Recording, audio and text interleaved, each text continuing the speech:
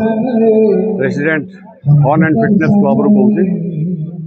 आज आमर वर्ल्ड पखाल दिवस आम पालन करुँ प्राय आम क्लब 70 खंड सदस्य आज जॉइन कर आपड़ जानते यहाँ हूँ गोटे जगन्नाथ संस्कृति ओडिशार संस्कृति एवं जगन्नाथ पाखे भोग हुए एवं पखाड़ सब ये साइंटिफिक ये रही जो थे कि all type of fibres vitamin minerals रही है। यहाँ आमर पारंपरिक खाद्य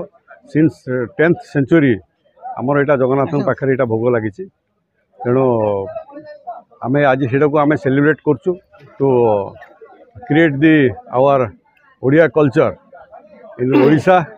एंड आमर जो सब मेंबर सब बाहर अच्छा बाहर स्टेट रे बाहर फॉरेन रे अच्छा they are also celebrating this Pakhal Divas. Thank you. पखाल दिवस खाली इंडिया रे नुहे यहाँ इंटरनेशनली पालन कराई आज यहाँ विश्व पखाल दिवस ना पालन हुए सी एक्चुअली प्रति वर्ष मार्च 20 तारिख में पालन कराए किंतु ओडिया माने वर्षक भी खाती पुणी सेलिब्रेशन करती मन इच्छा सबुदिन आ पखालटा एभली गोटे जिनस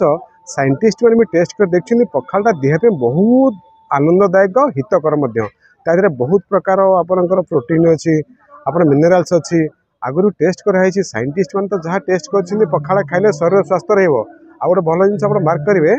से गोटे रोग प्रतिनिधिक शक्ति तादेह पखाल अच्छी आपड़ जिते जुआड़े बुली बालिक आसते ना पखाल घंटे खाईदे तादी शांति अच्छी जी आनंद अच्छी ना ताद्वारा कौन भल निदे भी टी आसे समस्त यहाँ निहाती अनुभव करते पखाल खाइबा द्वारा सब भल निदे भी आसे जहाँ आज पखाल आम एंजॉय करूँ बहुत लोक आनिक देखी बहुत क्लब लोक मैंने आसती निजे भी खाऊँ अन्य लोक खाऊँ से जो आनंद अच्छी सांगसाथी की मिली जो खाइबार जो पखाल आनंद अच्छी ना मुझे चाहूँगी भगवान समस्ते प्रत्येक दिन घरे गोटे ओली पखाल खातु सुस्थ निरामय जीवन यापन करूँ। जय जगन्नाथ। नमस्कार मु सचिदानंद बेहेरा मु एफएफसी रो कोच प्रतिदिन शिखाए आम N3 युधिष्ठिर पार्क रे एक्चुअली पखाल दिवस मार्च 20 तारिख को आम पालन करुच्छे किंतु आज आमर एफएफसी बंधु माने एटी एकाम्र कानन रे आम पखाल दिवस पालन करुच्छू बहुत आडंबर सहित आज हूँ देखो आमर लेडीज मेंबर माने भी सब आसछंती पखाल कहले समस्ते तो जानी गोटे चाषी भाई ठारू आरंभ करी हो कि गोटे मिनिस्टर पर्यंत हो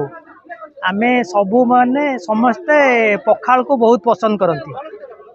धर्मेंद्र प्रधान सार भी कहते मुझे ओडिशा आसे पखाल खाए खाली शीत दिन को छाड़देला पखाल खाए तो पखाल देह पे भी बहुत भल डॉक्टर माने भी कहते पखाल खातु पखाल खाइले